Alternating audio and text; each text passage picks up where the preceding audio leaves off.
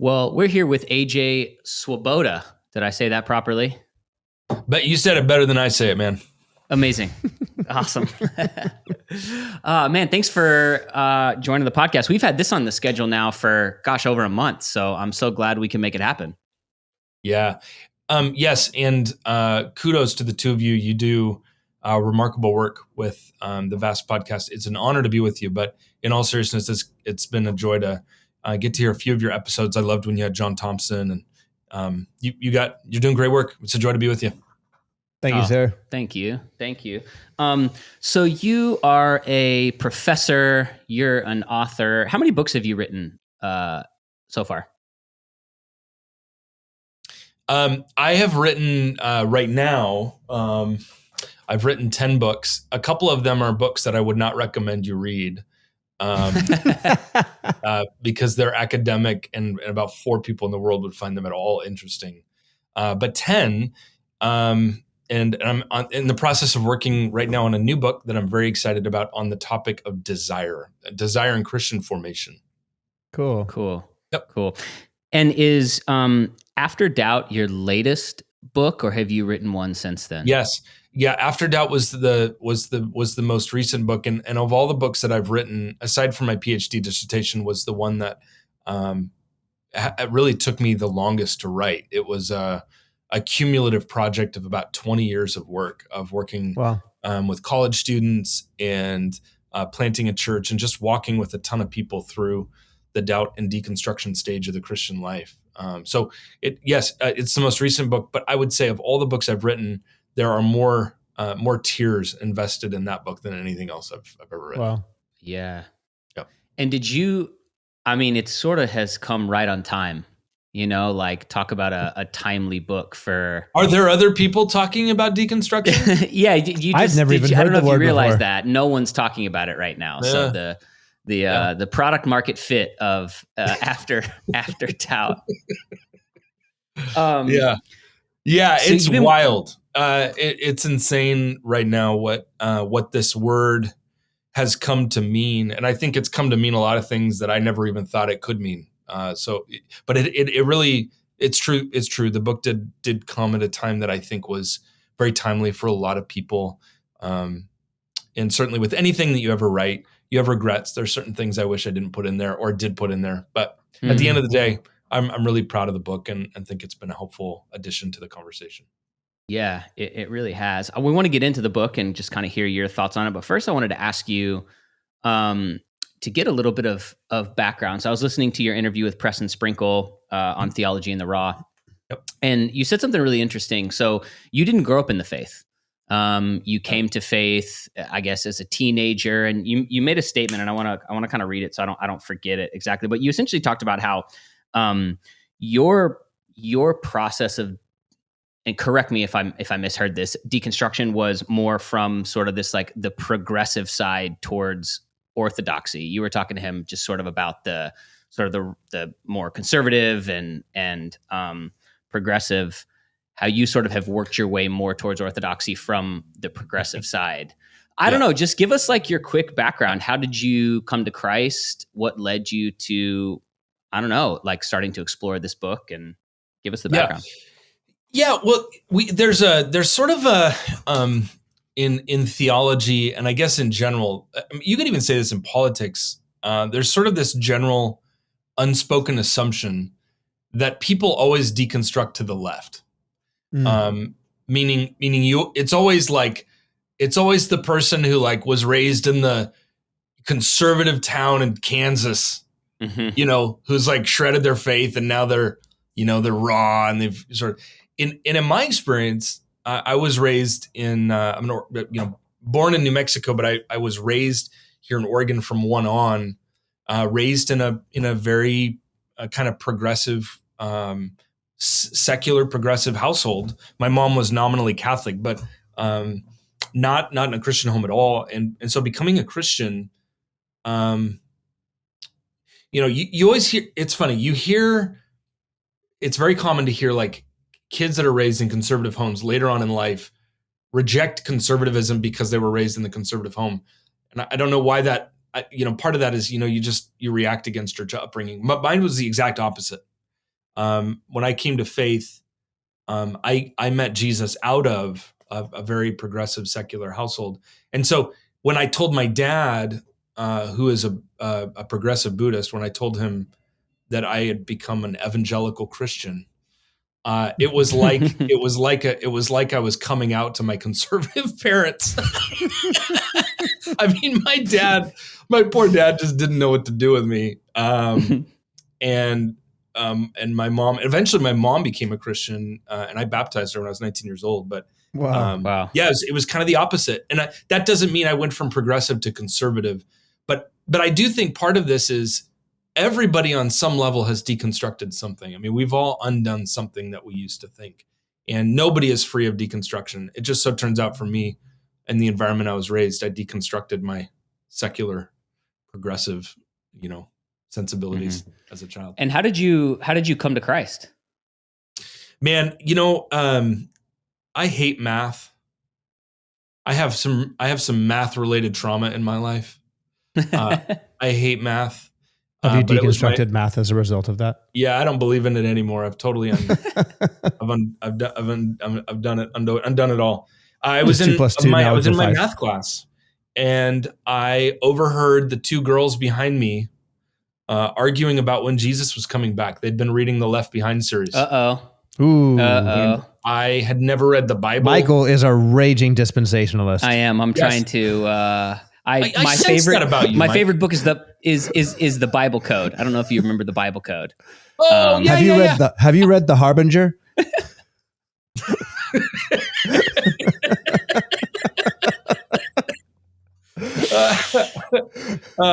Sorry, go on. No, I'm now realizing that I don't know if this conversation can continue or not. I mean, so you're in math class. I was in math class, and these two girls were arguing about when Jesus was coming back, and I didn't know he came in the first place. And so I went home. My dad had given me his college Bible, and so I sat in my bedroom at 16 years old, and I opened the Gospels. I opened the Bible. I did the thing that you do when you don't know what to read, and I just sort of flipped it open, and I sat for about an hour and a half and read the whole book of Leviticus.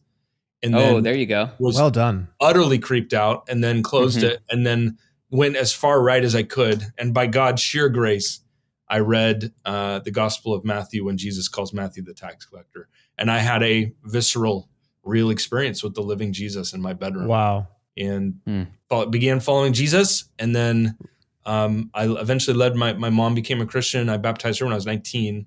And really, God has been doing an incredible work in my family ever since. Why did your dad give you his Bible?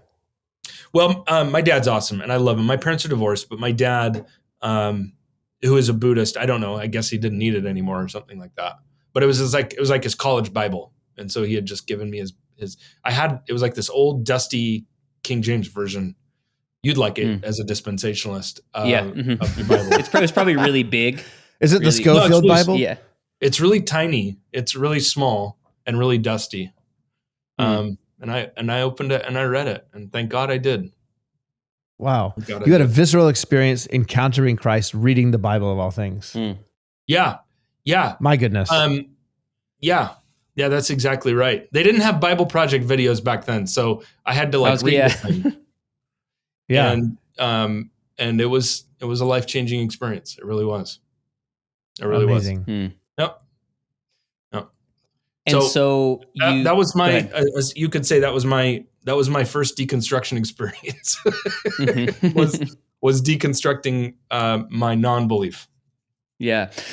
So I don't know, maybe just give us like the quick, from that moment where you have this visceral encounter with Jesus, reading your old dusty King James Version Bible in your bedroom, to writing this book about this, process of doubting and deconstructing. Yeah. Just give us a quick explanation of that, and then maybe just give us kind of the big 30,000 foot view into what the book is about and what led you to write it.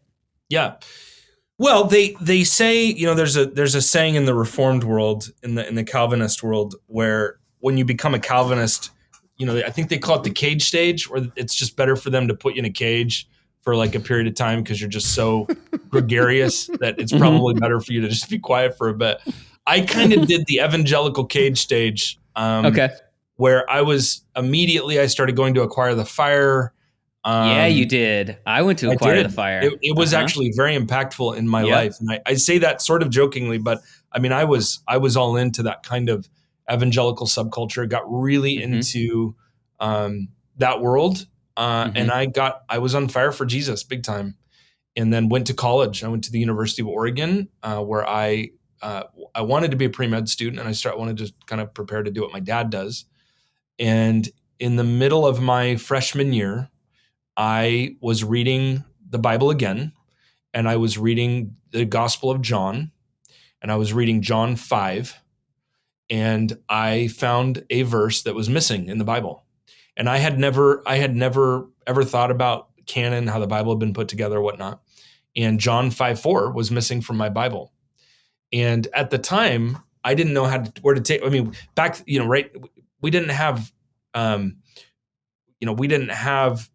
Theology in the Raw or the Vast podcast to answer all your awesome questions back then. So you had to talk to your pastor and stuff, or read a book, or go to your John MacArthur study Bible.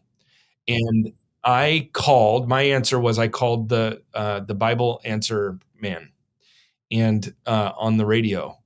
And I asked him the question online, what do I do with this? This isn't there. And he said on air, well, we don't have an answer, so I'll send you a note, or I'll send you a tape. And he sent me a tape. And on the tape, this wasn't the actual Bible answer guy. It was a guy similar to him. But he said, on the tape, don't worry about John 5:4. Just keep following Jesus and don't ask questions. Hey, great strategy. And if I'm really candid with you, that cemented into me a early on kind of belief that the Bible and Christian faith can't handle our questions. It's too much. And it wasn't. That really messed with me for about 6 months. And by God's sheer grace, I actually got to tell him this when I introduced him at the Missio Alliance conference about 7 years ago. By God's grace, I had been reading a book by N.T. Wright, and called The Last Word, which is a book on the Bible and on the formation of the Bible. And that book gave me permission to ask questions and still love Jesus. And that experience shaped me deeply. And that is, we are probably more shaped by our questions than anything else. Where we take our questions, what we do with them, and how we address them. And I think that really ultimately led to 20 years later, me writing this book. Most Christians do not know where to go with their questions. And unfortunately, because a lot of us feel like we're in church environments where our questions aren't allowed, we take our questions to places that probably aren't the best place to take our questions. So really, I think that was the seed of the book. The seed of the book was, what do I do with the fact that there's a verse missing in the Bible, and I didn't know what to do with it? Now, I know now, and I'm not even going to explain it because I want everybody to go read their Bible now. But at the end of the day, that question really provoked in me a desire to want to help Christians understand doubt and understand questions and understand where they go with their questions. I mean, we're all going to take our questions somewhere. If we can't take it to God's people, we're going to take it to TikTok. And so I want to begin to get to the place where we learn how to take our questions to the trusted people of God's people, and take it to the right places. Yeah, that's my answer. Why do you think it's been so difficult for people to take their questions to people in the church or to church leadership? Maybe I've just, since I've been saved, had some pretty great people around me that I could ask questions to. So that's not something I've always identified with, but I've heard a lot of people say that to me, as I'm sure you have as well. Why do you think that is? Is it lack of knowledge in the people that they're asking? Is it just lack of patience? What do you think that has been over the last little while that has made people feel like I can't have those questions answered? There's probably a bunch of dimensions to this. And by the way, praise God that you both have really, you're leading the way on how to pastor and shepherd and care for people. And I mean that not jokingly, like if to create an environment where people are allowed to ask questions and bring their doubts to the surface, that's hard work. I can say that when I was a pastor, which I pastored for about 20 years, one of the reasons that I can say as a pastor, it was really hard to shepherd people who were going through deconstruction or doubt is honestly just how much time they needed from me. And I almost, there was a sense at which, I'm being completely vulnerable here. I'm not saying that I'm proud of this answer. I'm saying that the person who's got a lot of questions, they need more than a Sunday service. They need a friend to walk with them. And I think, when you're running a church that's growing and you've got less and less time, you invest more and more time into that Sunday service, and it's really difficult to invest relationally in people that need you. And so I think there's a time element. I also think, and I can say this again out of my authority of having served as a pastor for a good season of my life, is that when you're walking with people who express doubts and maybe experiencing deconstruction, a lot of the things they're probably thinking may come across as critiques to you as a leader. And so it requires you. My counselor, I have a counselor and a spiritual director. I need a lot of help. My counselor, I've noticed this about my counselor and both my spiritual director and my counselor. Both of them, when I express to them frustrations that I have with God, the Bible, or the church, neither of them ever get offended. And I asked my counselor once, I said, what is that? How do you do that? And apparently in the counseling world, they have a word for this. It's called containment. And containment is the ability for somebody to share their emotions without you personally getting offended at their question. And I think a lot of pastors, Christians, I don't know if to generalize it, I think when people share with us frustrations they have about the faith or church or Christianity, we don't know how to practice containment. We don't know how to allow them to have their own emotional journey without us taking it seriously, without us taking it personally. Personally. And so what happens is they don't share what's really going on because they don't want to hurt us. And then we get emotionally involved. When in reality, one of the most important things we can do as shepherds, leaders, and teachers, I'm in my office. When I'm in office hours and my students are pouring out to me their struggles, one of the greatest gifts that I can give them is to be so emotionally at peace that they can like shred their faith in front of me or shred the church or shred nothing. And it doesn't destroy me. I'm able to just let it be what it is. And then I become a safe person. Here's the problem. If we're not safe people for people to talk about their doubts and whatnot with, they're going to take their doubts somewhere. So they're either going to take it to us or TikTok. And so part of it is just as a pastor, it's really hard to not take it personally. Right. But we've got to learn to do that. A good counselor does that. We need to learn to do that too. Resonate with that a lot. Do you think there's one of the things that I worry about, AJ, when it comes to the deconstruction conversation is a lot of times I feel like we're using the wrong word. And at this point, it's a runaway train. The word is what it is. Sometimes I have concern about people when we're having conversation around deconstruction that because we're using the wrong word in the sense that what we're really talking about is not deconstruction in like the traditional sense of that word, in the philosophical sense of that word. We're talking about questioning our beliefs, picking them apart, dissecting, what we've inherited that isn't biblical, and reconstructing or rebuilding our beliefs, putting them back together in a sense that is more biblical instead of less biblical. That should be the goal of after doubt, right? But that's not actually what a lot of people are doing. And what a lot of people are doing is they're falling into postmodernity, and they're not just questioning their beliefs to get more biblical. They're deconstructing, I guess, in like the more Derridian sense of the word. Yes. And so one of the concerns that I have pastorally is sometimes I feel like we're using the wrong word because I'm kind of a paranoid person sometimes. Like I think that if I just use the wrong word, people are going to all of a sudden go down like a Google rabbit hole, and all of a sudden they're going to learn what deconstruction really is, and they're going to want to look for deconstruction in every single text that's ever been written, and they're going to deconstruct every single word of the Bible, and before you know it, the Bible doesn't mean anything to them because the Bible never meant anything at all. Yeah. Which obviously I don't believe any of that. But in saying all that, do we have some ditches on the side of this road that we're nervous about people falling into? Oh man. Oh boy. Well, okay. So let's back up just a little bit. Okay. Cause the deconstruction, let's define our terms. Great. What do we mean by deconstruction?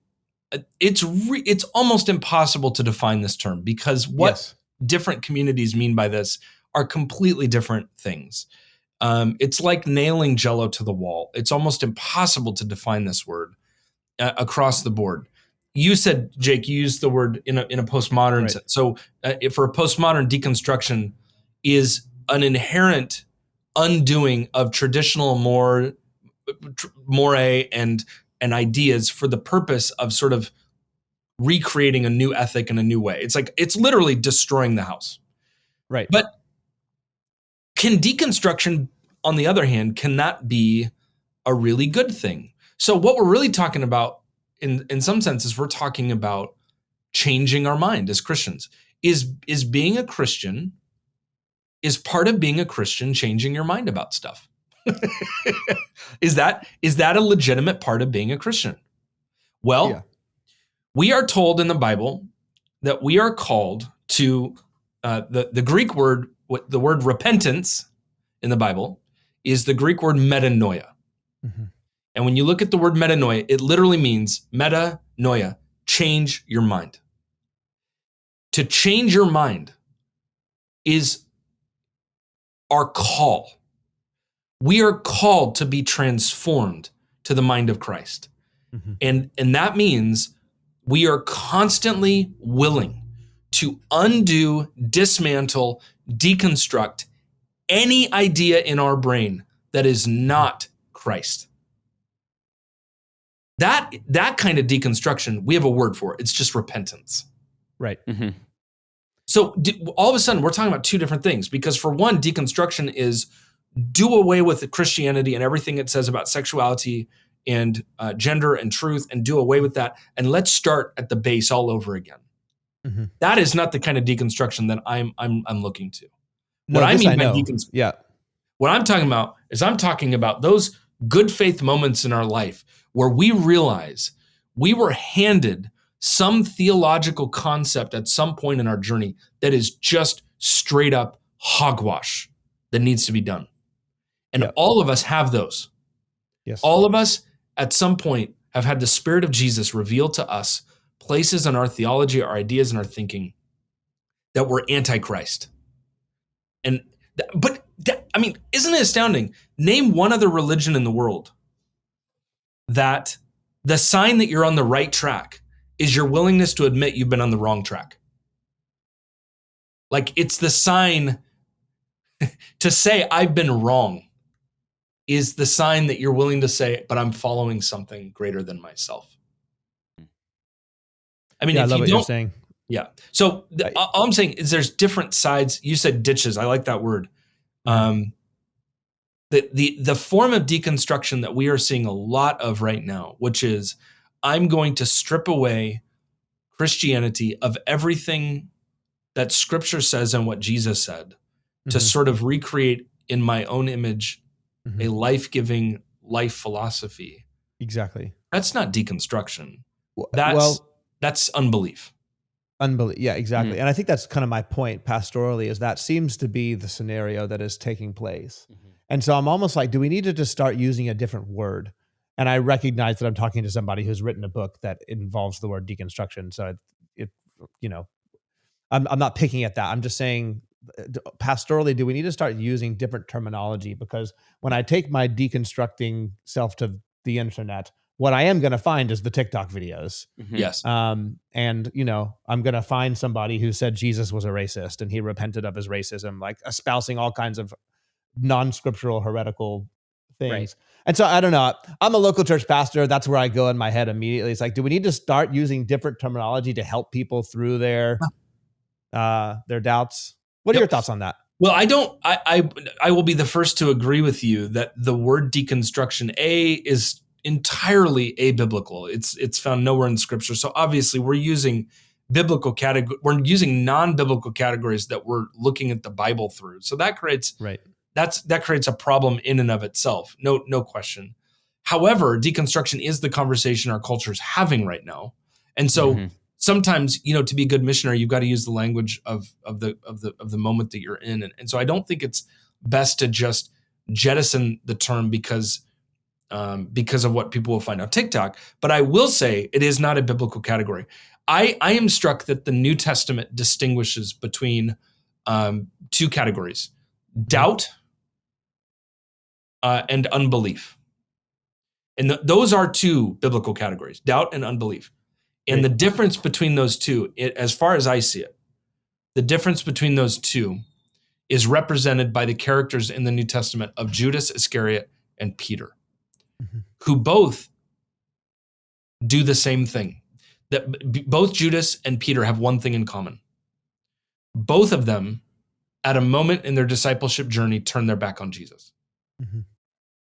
They have one thing in common. The only thing that's different between Judas and Peter is that one was willing to return and be forgiven. Right. I'm just kidding. Well, I didn't hear what you said, but I'm sure it was funny. I said it was predestination. Yeah, one of them was reformed. I totally agree. Yeah. No, but my No, I love what you're saying. Our hero in the faith, Peter, he did what Judas did. He just was willing to be restored. And, unbelief, which is language that, Paul talks about those that have shipwrecked the faith. That's what he's talking about. He's talking about those that have chucked Jesus and are unwilling to return. But all of us have turned our back on Jesus at some level. And that is a different category. There's grace for that. There's grace. That's really good and really helpful. I think even about the scripture in 2 Timothy where, and maybe you see these two categories right there. I think it's 2 Timothy 2. If we deny him, he will deny us. So there's unbelief. But next verse, if we are faithless, he remains faithful, for he cannot deny himself. So that's moments of faithlessness is like doubt. But God restores us when we turn back to him in repentance. Yeah. There was a German theologian named Helmut Tillich who wrote a great little book years ago called Little Handbook for Young Theologians. And in one of his books, he talks about how, which I believe is that book, he says a lot of Christians are really good at being graceful towards people's sin, but they're totally graceless when it comes to bad theology. And his point is that we forgive others when they act wrong. But man, if your theology of the Trinity is just a little off, like anathema be gone. And he has this little section where he says, if God is willing to forgive us for all of our sin, why would he not also be equally forgiving about our silly theology? And I think what often happens in conservative evangelical circles is we hold up a really, really big, graceful God who died on the cross for the world. But the minute your theology doesn't reflect exactly what their tradition states, they're gone. And I guess I want to appropriate a theology of grace for those of us that believe theologically maybe we haven't arrived yet. And that the journey of deconstruction for a lot of people is people trying to follow Jesus to take seriously what they've been given and learn to let go of some maybe of the bad ideas they were given, and that we need to give just grace for the theological journey, a ton of grace. How could we be graceful towards sin but not towards bad theology? Gosh, what a weird world that would be if God was graceful in our sin and forgave that, but he didn't forgive our theology. I mean, we are saved, are we not? We're saved through faith, not by beliefs. That's important, meaning we're saved through faith in Christ, not through a perfectly articulated belief system, which none of us have arrived at.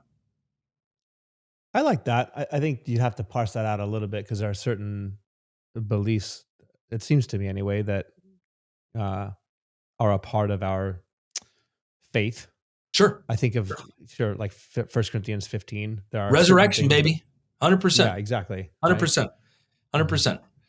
Yeah. But we've got to be clear here, because we're not saved through right beliefs. If that were the case, the demons would all be saved.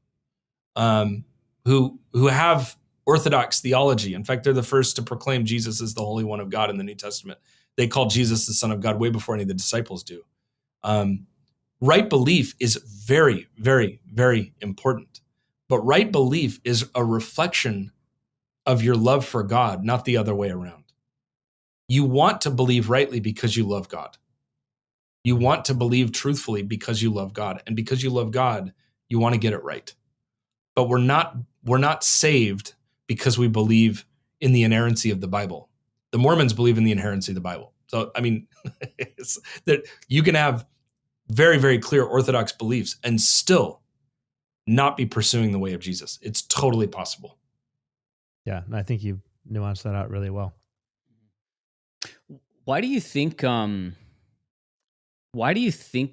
this deconstruction, some people are calling it a movement, whatever you want to call it, why do you think that it's happening now with such intensity?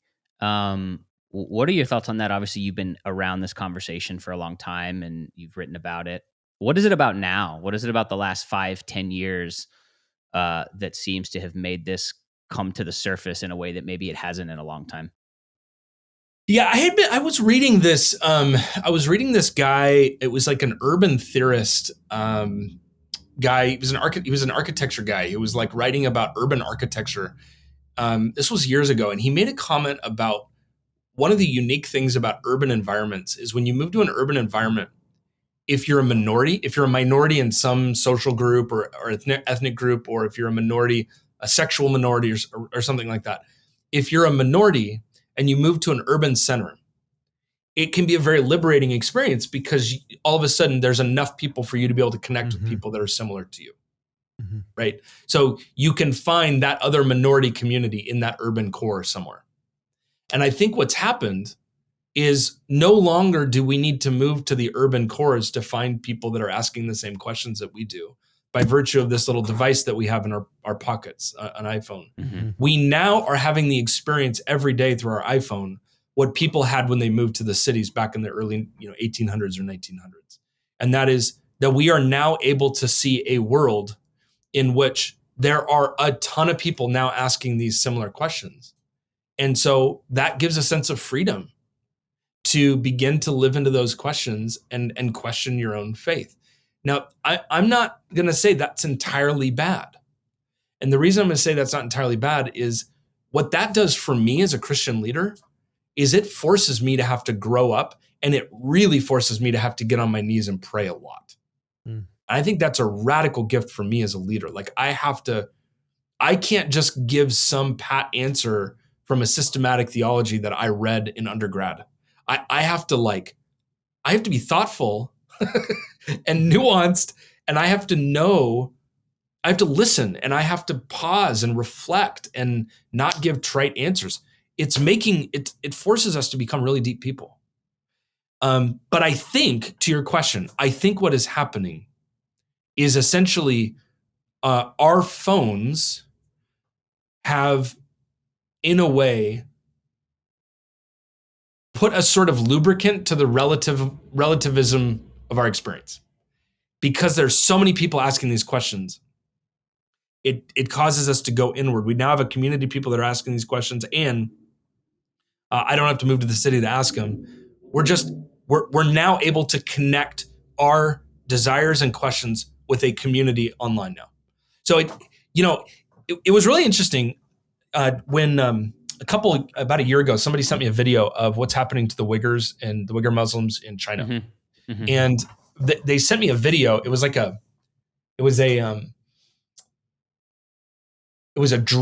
drone footage of of literally Uyghur Muslims being put on a train to go off to a concentration camp. There's a genocide going on in China right now.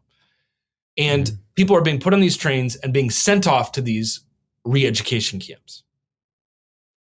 Well, what do they do at a re-education camp? They do two things. Number one, they separate you from all the people that you know and love. And then secondly, they have you watch videos all day long. Re-education videos. When I learned what they do in these re-education centers, it was in the middle of COVID, and all of a sudden it dawned on me, that is like literally what we've been doing for 2 years. We have been separated from our families, our churches, and the people that we love. And we have spent the whole time on Twitter watching CNN and Fox News. And every pastor in the world can attest to this. It feels like people have come back from the pandemic radicalized. Like radicalized. Something has happened. One of my friends said on Pastor Appreciation Day this last year, he told his church, he said, you want to appreciate me? Do it. Do this. Give me 1 week where you give me more authority than Tucker Carlson. And his point is, you spent the whole year being re-educated. And everyone in the congregation's head exploded immediately. I'm sure he got some letters that week. But yeah, the point being, I mean, you ask, why is this happening right now? What else could happen when we're separated from the people that we love and we spend all of our time watching videos? No wonder. It actually turns out, this is shocking.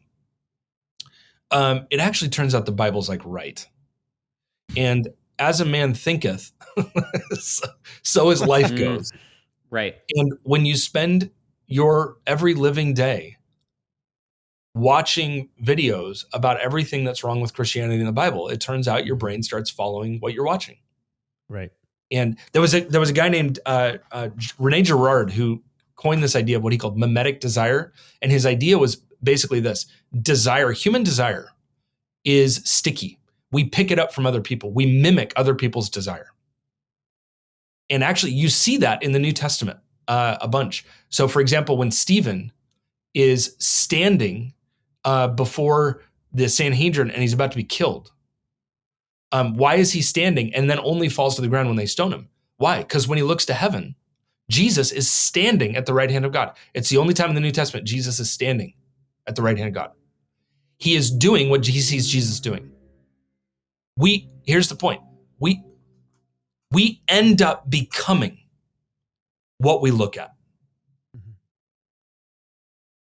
So no wonder the incessant New Testament command, keep your eyes on Jesus. No wonder we're told to do that over and over again, because we ultimately become what we spend all of our time looking at. So no shock, we are becoming what we're looking at. Yeah, I guess that's kind of my point earlier, right? It's like something in me is kind of like, I wonder if there's a change of conversation that needs to be had with with the people in our churches. And it's not an ostrich thing to me. It's like yo, how can I help you get through what it is that you're walking through right now? And to me, the answer to that is like you just said, we become what we behold. And so helping people to behold truth, I think is a massive part of that. Yeah. We are most shaped by the environments that we can smell. Can you guys still hear me and see me? Because you froze. Are you there? Yeah, it froze for a second. Go for it. Okay. I'll say that one as a again. We are most shaped by the environments in which there is smell. And what I mean by that is I have a family member who during COVID, who is a recovering alcoholic, couldn't go to AA meetings anymore because AA went online. And she said, when you take AA online, it doesn't work. And there's only one reason it doesn't work. It can't work because when you go online, there's one thing you can't do. You can't smell. And when you're dealing with alcoholics, smell is everything. That's the only way you can tell if somebody's being serious or not, if they're actually clean or not. Dang. And I think basically The church, Wow. the aroma of Christ. We are most shaped by environments that we can smell. We really need to radically re-embrace the importance of being in a room together for a period of time to seek Jesus together. Our hearts long for it. Our bodies yearn for it. Our souls yearn for it. Our spirits yearn for it. Disembodied religious experiences. We just got to come back together again. That we are shaped most in environments where we can smell. You can't reproduce smell online. Wow. Maybe you can, but it'd be awkward. I love that so much. You're talking like a real radical right-wing pastor over there, AJ, who wants the people to come to church. Open up the doors. Open up the doors. Hashtag let us worship. But I love what you're saying. It reminds me of is it James K. Smith, his whole stuff on like habituation and yes. how our habits are what form us, and it's like our actual physical practices. Yes. Like I say all of everything I'm saying with total sensitivity towards non-able-bodied people who cannot come to church, immunocompromised people who cannot come to church. This is not in any way, shape, or form a minimization of those needs. Yep. But to take those particular conversations and make that as some sort of argument that we don't need to press in and try to be together. I'm just saying here, as best as we can. You're just being biblical. Just say it. Come to church, people. It really does make a difference. I mean, all the difference in the world. Jesus knew what he was talking about when he launched his church, and it was part of that. Central to that is the gathering. So let me ask you guys a question really quickly, and this is good because you, AJ, you've said you've been a pastor, and Jake, you're obviously a senior pastor. So I'm a person listening to this, and I am, for lack of a better phrase, I'm deconstructing. Maybe I'm struggling in my faith. Maybe I just am having a very difficult time looking at things like gender or sexuality or whatever the biblical thing is that I'm looking at, and I'm matching that up to my feelings, and it doesn't add up, and I can't figure it out. What I'm hearing now, both of you, remember what we just talked about questioning pastors and not getting defensive. What I'm hearing you both say is get to church, which I say, well, of course, you're pastors. You're going to say that. And I believe that too. But my question is, for someone who is having these kinds of things going on in their mind, they've been watching whatever deconstruction, progressive Christian, TikTok, whatever it has been for the last 2 years. Why is it that they like they're hearing that, but they're not doing that? Does that make sense? I don't know if I'm asking a question as I am just saying. Yes. I think that's the problem we come up against is that we're telling someone who doesn't want to be told this. I think at the end of the day, if somebody is wrestling through their beliefs on that level, the first conversation to me that I want to have is helping the person to see that they are absorbing the beliefs of the culture around them. And so to me, it's really important that we all recognize that we are products of our environment. And just because we've adopted the latest progressive belief doesn't mean that we're enlightened or we've ascended into some intellectual realm where all of a sudden we're free from the shackles of religiosity or whatever. I think it's helping people recognize that we're slaves to our own culture. And so if you really want to be,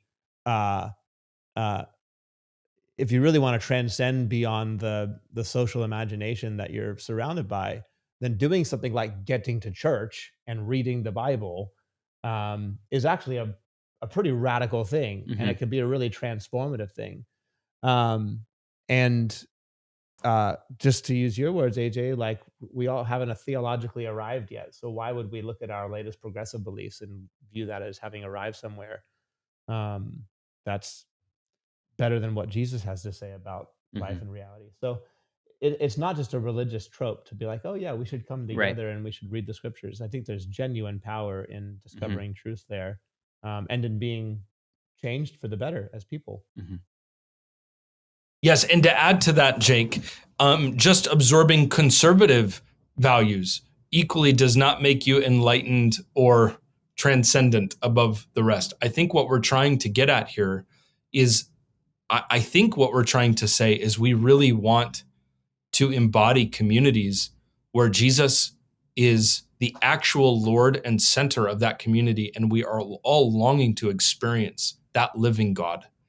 And Mike, to you actually ask, I think, a very prescient and important question, because for a lot of people who are going through the deconstruction process, who have experienced real lived trauma in the church, to just say go back to church is like telling somebody to go back to the spouse who's been beating you. And I am not saying in any way, shape, or form, if we have been a part of an environment that has traumatized us, abused us, or harmed us, that we need to go back. Heck no. That is a very dangerous approach. It just so happens, though, that at least in my environment, more often than not, when someone walks away from the church, it is not because of trauma or abuse. It is more often than not just a sort of meh. Brunch is better. Yeah. And I just, that is the kind of spirit that I'm approaching. If I were walking with somebody who'd been traumatized by the church, that person deserves our utmost respect and honor to go through the journey that they need to go through to heal well. And just saying go back to church can be taken as a very trite and at times very dangerous response. Mm-hmm. Yeah. Yeah, no, that's good. So I guess before we close, someone is, and I think like you said, let's because I think it takes us into a different form of conversation. So we're not necessarily talking about the person that has been really like severely traumatized or has had some kind of really awful church experience. And we're not necessarily talking about someone who, or maybe we are talking about someone who is just sort of like having trouble looking at culture and the things that they see and well, I think that's the most often, most common scenario. Right. And I hear what you're saying, AJ, about the conservative beliefs thing. And I think there's total validity to that. The fact is that most of the time it's and maybe this is specific to my own experience living in LA. I don't know. Maybe it's different elsewhere. Here in LA, it's certainly they're looking at beliefs in the culture and seeing how that doesn't line up with Christianity. And that's kind of like the nexus point of their departure. Right. Yeah. So someone who's doing that, or maybe they really are. They're in the same place you were, AJ, where you had a very important question and you asked somebody and they just didn't have an answer for you. And I'm sure that you touch on this all throughout your book, but what do they do? What are some things to do? What are some roads to go down, and what are some roads not to go down? I always like to say, for me, deconstruction was, smoking a pipe and reading Blue Like Jazz and Rob Bell, in my young 20s. That was deconstructing. And look at you now. But I did have a time in my mid 20s where I wasn't deconstructing. I was just living in sin, like let's call it what it was. He confessed some of these sins to me recently. But here's the thing. I never stopped going to church, even when I didn't want to be there and I actually wanted nothing to do with it. And still to this day, it's the thing that ultimately kept me from going too far down a path that by the time I was ready to stop being the way that I was being, I had not made too many awful decisions to completely derail, my life. So I love and would, till I'm blue in the face, say, be in a good, healthy church community that you feel safe in. But other than that, someone is in college or they're questioning these things. What are some like basic steps they can take? Yeah, that's good. To work through this in a way that's constructive? Well, I think I would say three things that immediately come to mind as important steps for that person who is walking through these experiences.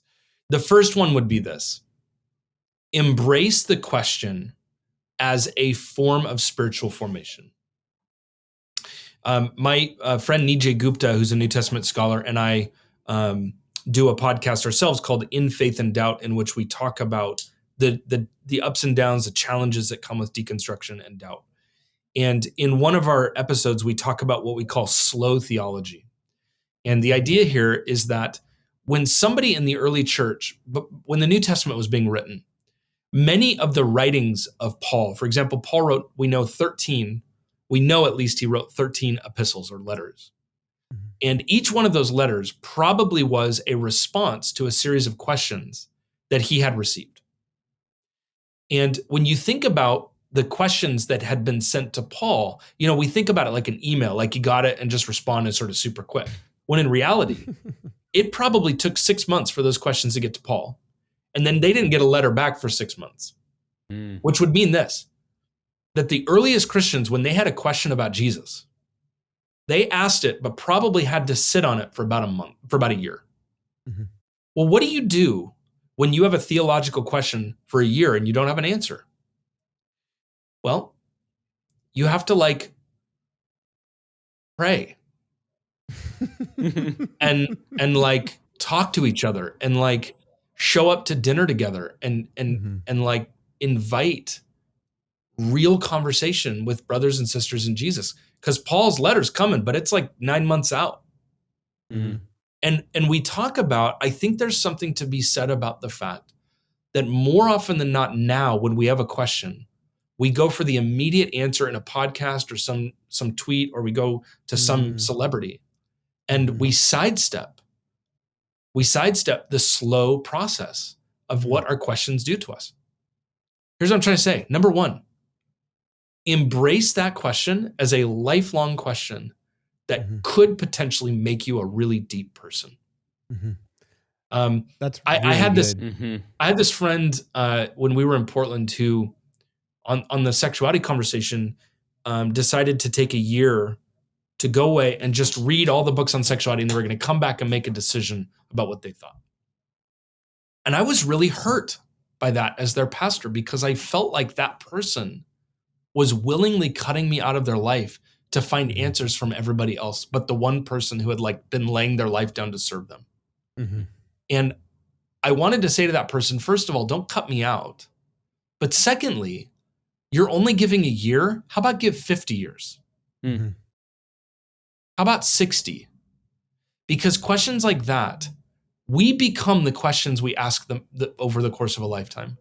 And I think that's why I love people like Henry Nouwen and C.S. Lewis and G.K. Chesterton, is when you read them, they're asking the same question over and over and over again over a 40-year period. Mm. And those questions just make you deep. So I think I would say, stop seeing your question as a problem. I think it's an invitation from Jesus to go deep. Number two is I would suggest that when we're facing those kinds of questions, that we need to remember that Christians have been wrestling with these questions for 2,000 years. Mm-hmm. There's a line, Esau McCaulley, in one of his writings, he talks about how whenever he teaches on a hard text in the Bible, like violence in the Old Testament or something, that students always think when they hear about that they're like, oh my gosh, I've stumbled across this new question that nobody's ever asked. Mm-hmm.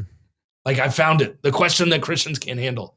And I think we tend to think these are new questions. And the truth is, there's no new question. Mm-hmm. And Christians have been wrestling with this stuff for 2,000 years. And we can assume that there's wisdom in the church that we can listen to. We just got to find it. It's there. It's not that it's not there. It's there. And I think the third thing I say for the person who's wrestling with doubt and deconstruction is stop reading books that were published in the last 20 years and read dead people. Mm-hmm. Read dead Christians. And here's why. Dead Christians don't care about what our culture thinks. They don't care about the majority. They don't care about the sensibilities of our moment. They are a prophetic witness from the past. And the great thing about dead people is we can't offend them. So dead people, in the words of C.S. Lewis, the Chesterton, the democracy of the dead, tradition, really, us evangelicalish people, we've got to return to tradition. And not in the same way we return to the Bible, but I'm saying we need to return to the voices of the dead who have gone before us, because there's so much tradition that has beauty and glory. And there's a different, Yaroslav Pelikan says there's a difference between the embers and the ash. I'm not talking about the ash. We want the embers. Those embers that still carry the life of Christ down through the history of the church. Read Dead Christians. Read Dead Christians. Read Dorothy Sayers. Read Saint Athanasius. Read Dead Christians. That they're not interested in sounding cool. They're interested in truth. That's Love great. That. Awesome. Well, That's AJ, wonderful advice. Thank you so much for your time. Thanks for talking with us, and thanks for being so open to have this conversation. It's an absolute joy. I wish I was on that same couch with the two of you someday. Next year on the couch, I'll be with you. Yes, exactly. Come on. Exactly. We're not too far from you at Fuller, so we'll make it happen. You guys are great. Thanks for having me. Thank you. Brother.